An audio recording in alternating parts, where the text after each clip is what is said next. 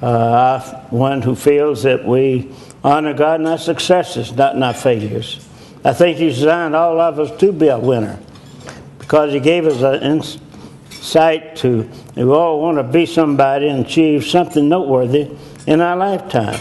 So that's God's gift to us, that He wants it, and the only thing He requests to do is believe in the Lord Jesus Christ, and He'll be successful. I just picked up a little quote yesterday in reading, and I might just read it to you, but I thought it was pretty good. First time I'd seen it. How to be successful in less than 10 minutes a day. That's pretty good, isn't it? Or less. I will not change my mind to do wrong, even if my friends won't like me. I will do what is right with all my might. I teach 13-year-old boys in Sunday school, and I've done this now for 51 years, and I feel it's a very important age because the last opportunity you have to establish some values in life to get them those critical years are 15, 16, and 17. Those are critical. But I have some that have spent some time in jail with, and others that have gone on to be a highly successful individual. I guess what motivated me more than anything else in the beginning, my 3 children off to college, and this little fella showed up in my Sunday school class. He was 13, and his mother had just been killed in an automobile accident. His mother and dad was divorced when he was 4, so he never got to see his father, and he was brought to be live with an aunt and uncle he hardly knew because of the time, and he's made that I give him a lot of my time. But he said when he was 13, he said, Mr. Cathy, when I grow up, I want to come to work for Chick-Fil-A. He said, I don't think I want to operate one of those Chick-Fil-A units, but I'd like to have a desk and a secretary like you have. So that impressed me. But he went on, he moved in with us, went to college, and finished University of Georgia, high honors, went to Harvard, got an MBA. He got married. I served as best man at his wedding. Now he has a wife and 3 children, and he has a desk and a secretary. So it's not too early to decide 13 what you're going to do in later years. I was brought up in the Depression. I doubt that any of you know what the Depression was, but I tried to explain it to my son about the Depression, and Bubba said, well, I spent a little bit of that. I let my bank account get less than $5,000. I said, well, Bubba, that's not what I'm talking about. Poverty. That I've been brought up in poverty. I've been brought up in plenty. I much prefer that time of plenty, but it's less to be learned to be brought up in poverty, where you have to work for a living, where you have to strive for a place to live as well as food for our table. When I was a kid, only thing I can remember that I had to play with was a loose tooth. And that loose tooth wasn't mine, it was my brother's. I'd pray with his, and I'd let him pray with mine. But the rewarding thing, once you get it out, you can put it on your pillow and have a few pennies. Tooth fairy comes to see you. Y'all ever had the tooth fairy come to see you? Well, here a couple of months ago, I had a tooth pulled, and I carried it home. I told my wife, I'm going to put this under my pillow, see what happens. Guess what happened? I got $5.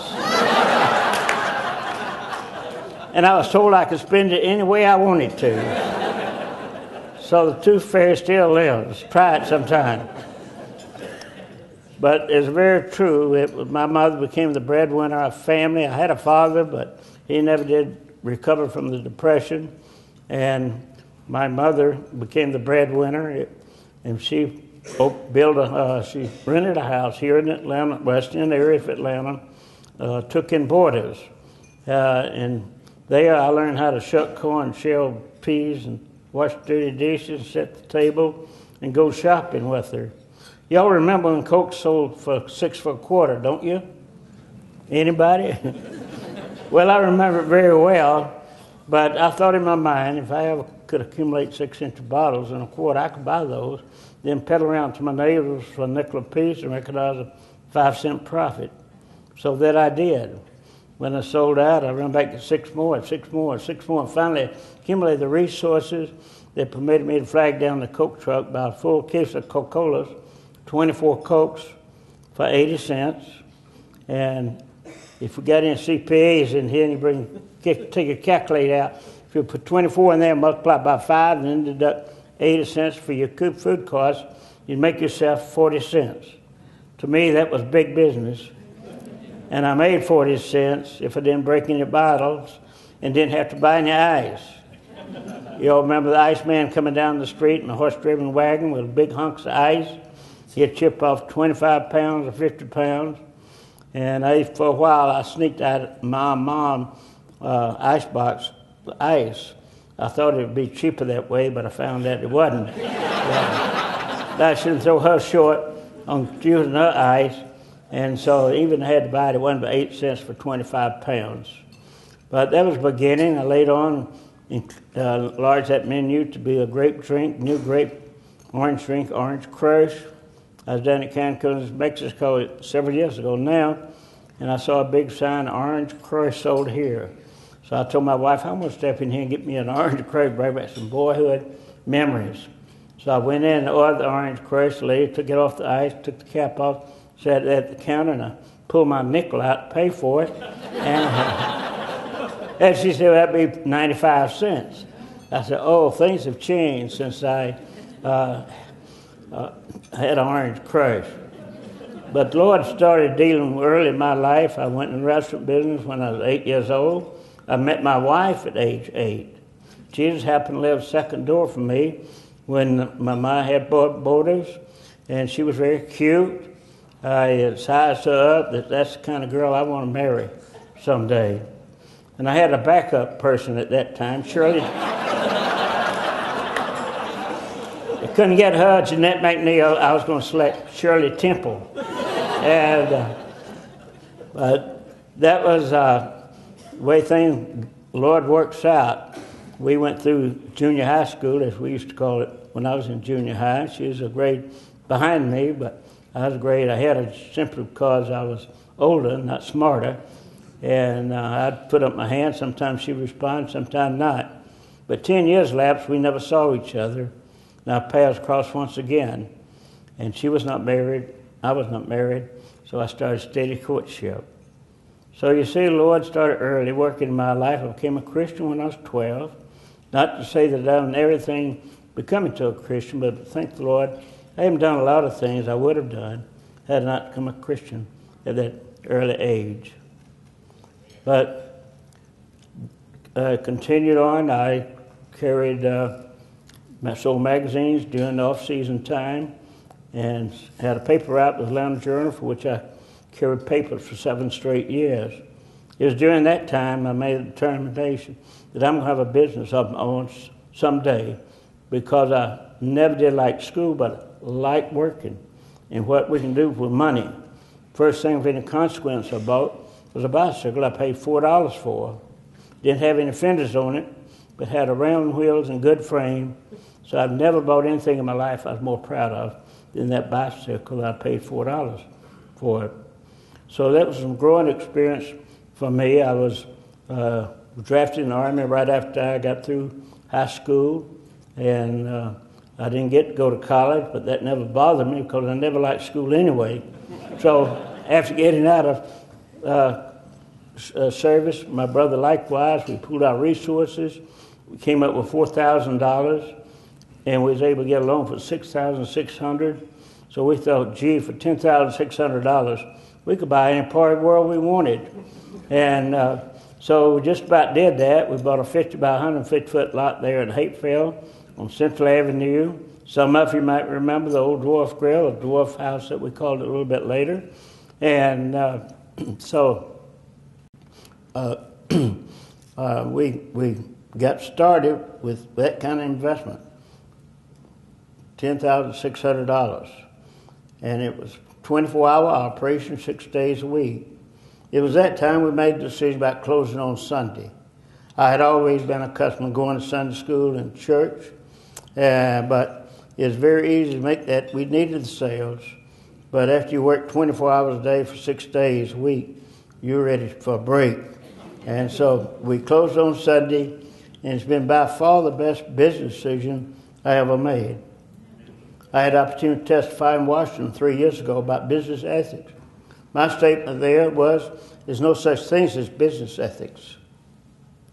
It's people ethics. It's the people that causes things to happen. We hear about a business failing, a business succeeding, but a business does not fail, nor does it succeed. It's the people that makes a difference.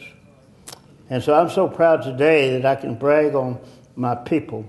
Here at Chick-Fil-A, as well as all of our 1,250 unit operators, we only have a 3.5% turnover in personnel. Anybody can beat that? 65% of our operators, career people, worked at Chick-fil-A when it was high school and college. So it gives a good solid base to build a business on. And so I feel that God called me into the restaurant business just as surely He's called many of you in the mission field and the pastorate, various places. I think we all are God called. We just have to find out where it is and what it is. Just be willing. You don't have to be perfect, but make yourself useful. But some unusual things have happened to me through the years. My brother was killed in a plane crash. In fact, 2 brothers, same time, back in 48, 2 years after we opened business. 3 years after that, opened second restaurant. And after having 2 restaurants, I had realized I had one too many. And so the Lord took care of that. A few years later, it burnt to the ground. And but from there came Chick-fil-A. And I did not plan it. It just, I tell our people, don't set goals 5 years from now, 10 years from now. Take advantage of unexpected opportunities. And I had a lot of them thrown my way. Back in 1982, we was experiencing some decline in our sales. It seemed like that was the year all the major chains were getting into the chicken breast sandwich business, which caused the price of the chicken breast to be inflated. This is a year the interest on borrowed money was 21%. This is a year that we just had moved into a $10 million corporate headquarters. It was fully financed, and we're still a private company. Everything I have is predicated on the success of Chick-fil-A at that time. So I called a meeting. Went out to this place called Pine Isle. It might not be very far from here. Pine Isle, ask ourselves some important questions like, why are we up here? Why are we alive? Why are we in business? And we discussed the problem at hand, but no one knew the answer. So we thought, well, we never had established in print what Chick-fil-A's corporate purpose might be. And it was discussed, someone that got up to the blackboard.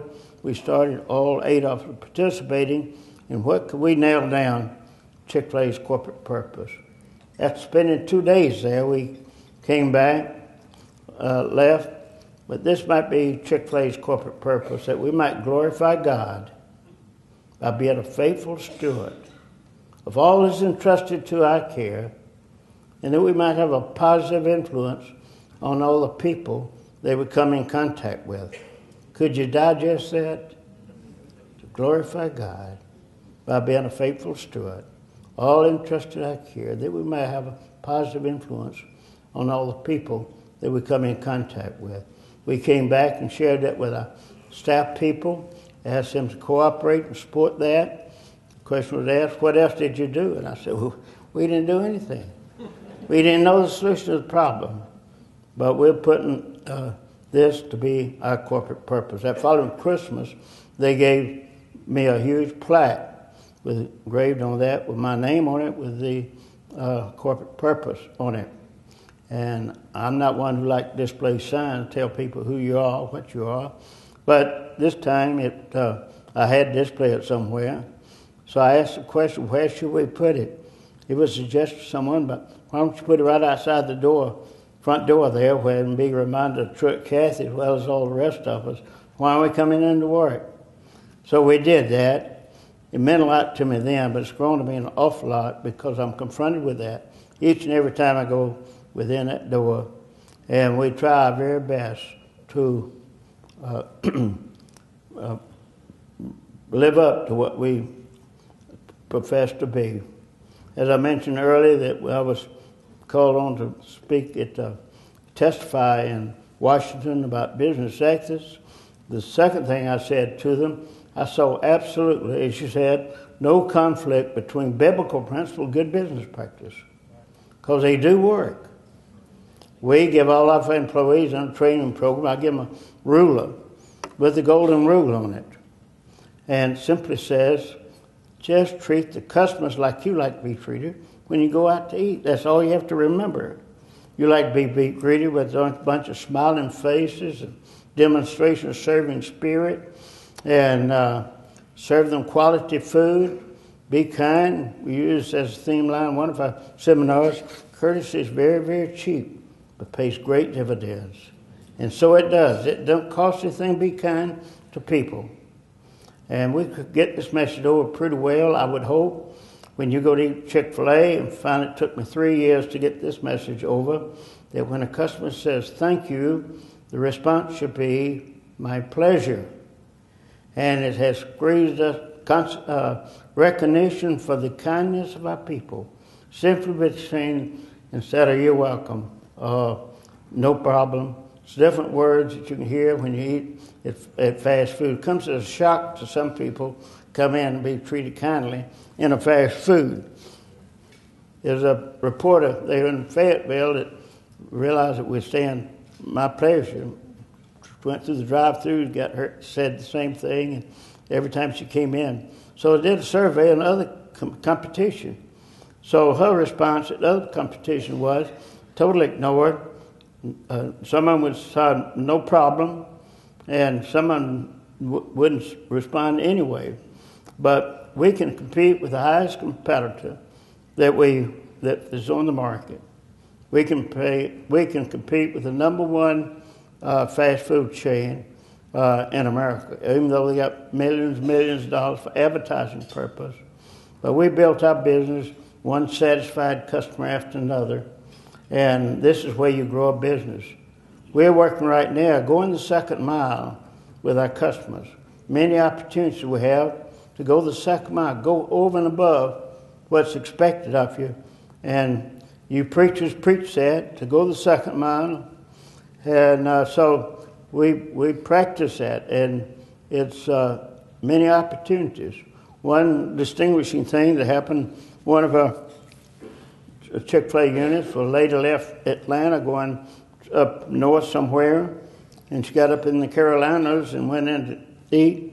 She ordered the food, and suddenly she realized she didn't bring a pocketbook from where she departed. She didn't have gas, money to get where she's going. So, of course, we didn't charge her for the food, but the 23 employees there all pitched in $1 apiece and gave her $23.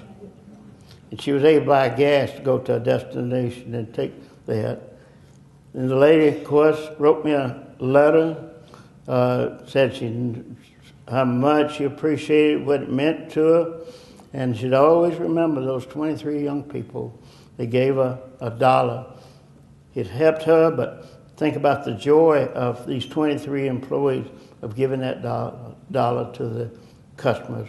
Many opportunities you have in our society today to go the second mile. What's expected of you, but go over and above what's expected. I can tell you numerous things that happen but time does not permit you, but we're putting a lot of emphasis now.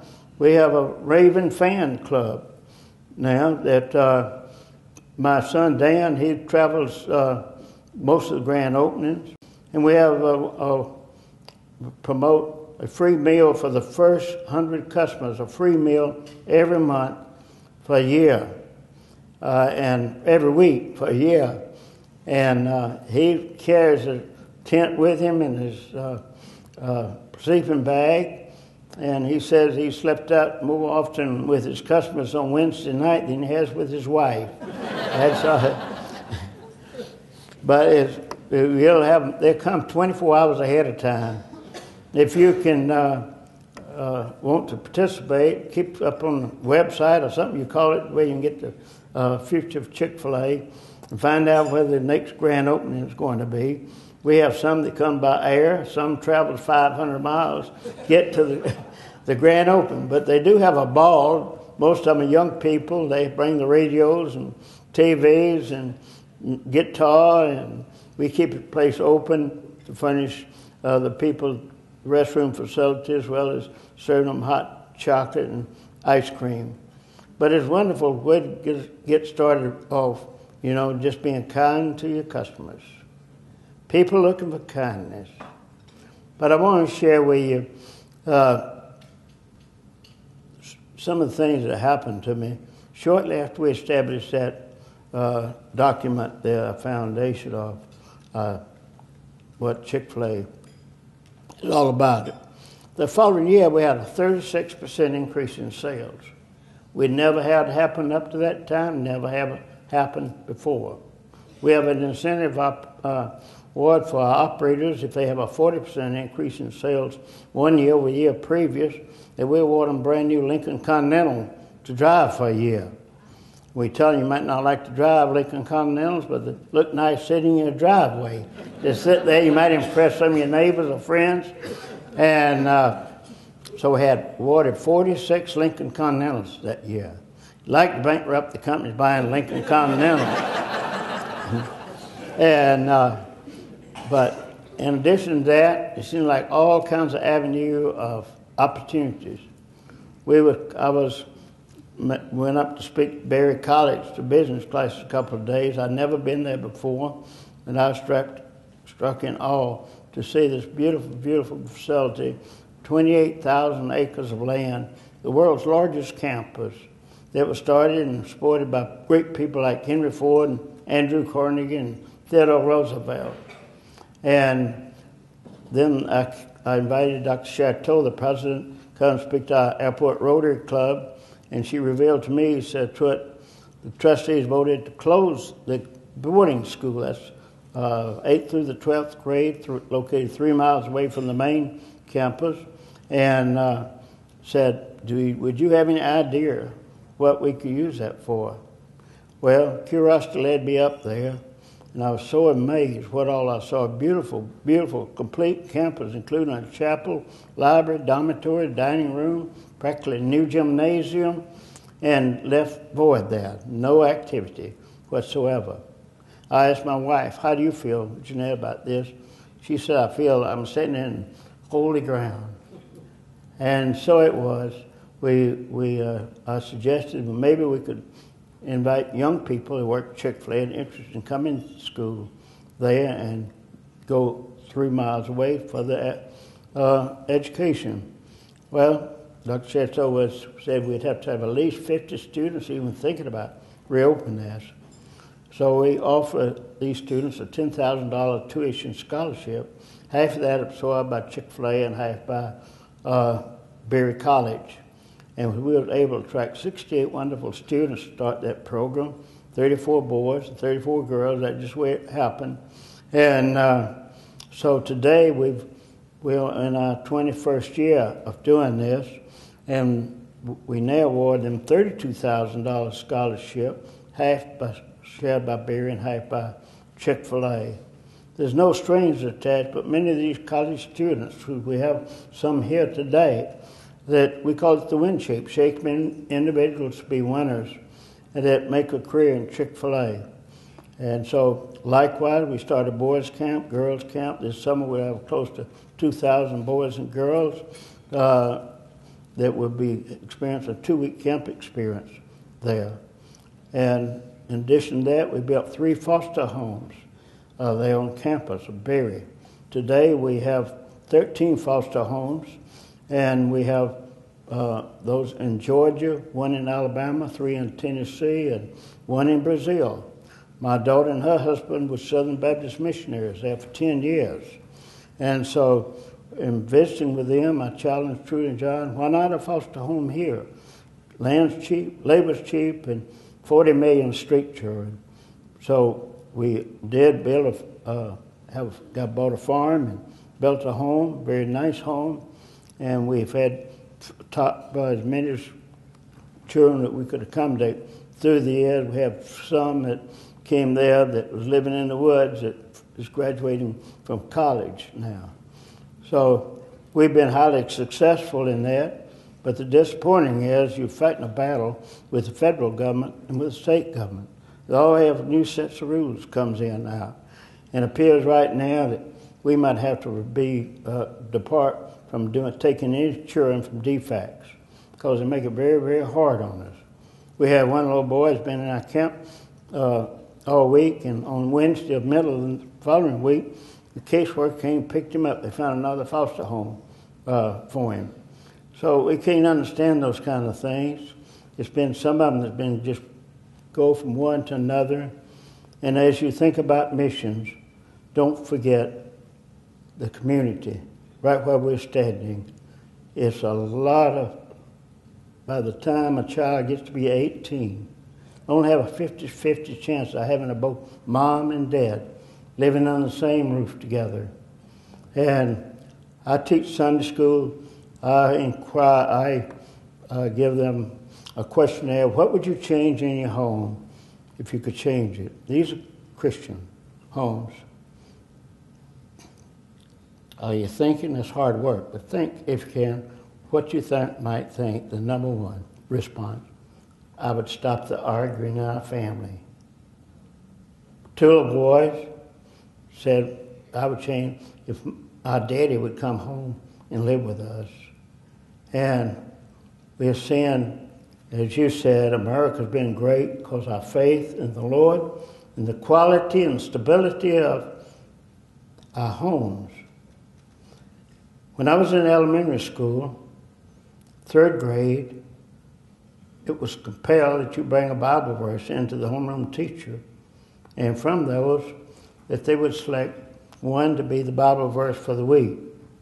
For a little fellow that did not receive very little recognition, my name was put up on the board with a Bible verse that I submitted. And it's Proverbs 22:1, that a good name is rather to be chosen than great riches. I asked my Sunday school boys, how many of you would like to have $1 million? Of course, all the hands went up. We get a new home. Mama get some new dresses. Daddy get him a pickup truck and shotgun shells. And I get me a mini bike and all those things we love. I said, well, let me tell you something better than that. Is a good name, a good reputation. The boy asked me, well, if you have a good reputation, what? I said, well, it's nothing you can buy. You have to earn it every day. So you have to be careful what you do and careful in what you say, how important it is. Don't be so disturbed that you young people not listening to you, but be very careful. They see everything you do. For that reason, we have to be very careful what we say and what we do. But I've had some great experience in foster kids. I had a boy and girl. I had to become the legal guardian to keep them because he was adoptable, 8 and left 11. But I always take them. I have a home up at Berry. I have one down at the Rock. And I sometimes carry the children out and spend the weekend, or they come spend the weekend with me. And on this particular time, we went out to celebrate with Jennifer and Michael, and we went out to eat, went to Walmart, got some necessities of life. Back then, it was baseball cards that they desperately needed. And but I take them home, and we would read scripture, pray together, and then I'd rock them to sleep. Parents, grandparents, if you don't have a rocking chair, your home to rock babies, you go get you one on the way home and start rocking. It's the greatest time that you can spend on a one-to-one basis with these children. Where normally in a talkative mood, and they'll talk to you and talk with your children about any subject, anything. Just talk to them. And I tried to explain while rocking them what legal guardianship means. I said, now I can spank you if I need to, and I'll be certainly within law. And some other things that I would be there, and I said, I'll always be your grandpa. Always would be there anytime you could need me. I play the part of grandpa for these children, and I tell them they don't have to call me grandpa, but those call me grandpa gets more. So most of them call me grandpa. But I put Jennifer to bed, 8 years old. The next morning, my reward came. She said, eating breakfast, she said, now, Grandpa, you're now my guardian angel, aren't you? I said, yeah, right, Jennifer, I'm your guardian angel. I promise you I always will be. She's in college now, but whenever I see her, I always remind her, Jennifer, how you and I related to each other? She'll look me in the eye, smile, freckle face, red hair. She said, you're my guardian angel. It's a reminder to me of the joys that I have, but also the responsibility that I have as well. The instruction is what we say, the influence is what we do, but the image is what we are. How important it is, people, that you realize the impact you can make on other people simply by what you say. Words of correction as well as words of encouragement. You know how you can tell when a person needs encouragement? If they're breathing, need encouragement. I get a lot of encouragement, but never got overdose of encouragement. It carries me a long ways just have somebody to encourage. And we have that opportunity, especially those of us who claim to know Jesus Christ, that we ought to help people. Instruction is what we say. The influence is what we do. Probably the greatest gift God has given any of us. Power to change lives by what we do. The old saying is, the action speaks louder than words. And sure it does. So we do have to be careful what we say, but more particular, what we do. We often have groups come through a corporate headquarters.